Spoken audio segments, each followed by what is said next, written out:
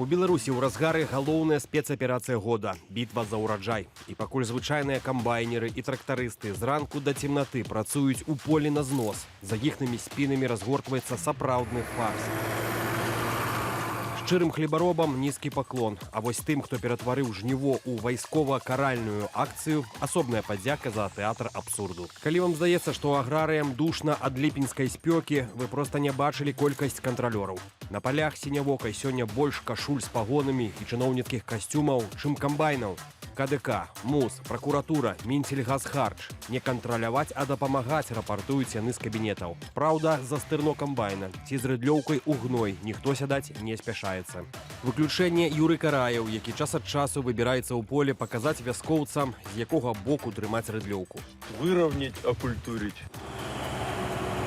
Галоўным інаватарам ізноў зрабіўся Лукашенка. Заўважыўшы, што аграрыі працуюць без рэвалюцыйнага запалу, ён нарадзіў геніяльную ідэю – недысцыплінаваных адпраўляць у войска на некалькі месяцаў.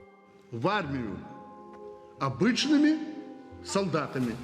Далей, паводле класікі, міністр абароны Хрэнін і кіраўнік адміністрацыі Крутой хуценька разаслалі па палях ваенкамаў. Цяпер генералы з сур'ёзнымі выразамі твару правяраюць дысцыпліну і складаюць чорныя спісы, каб адправіць недысцыплінаваных аграрыяў на зборы.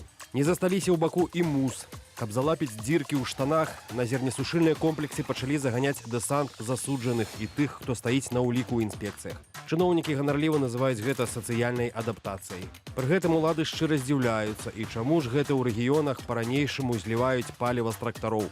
Справаздачы МУС раздуваюцца ад гонару. Там схапілі за 300 літраў бензіну, тут за 200 літраў саляркі. Але сістэма зацята не хоча бачыць відавочнага.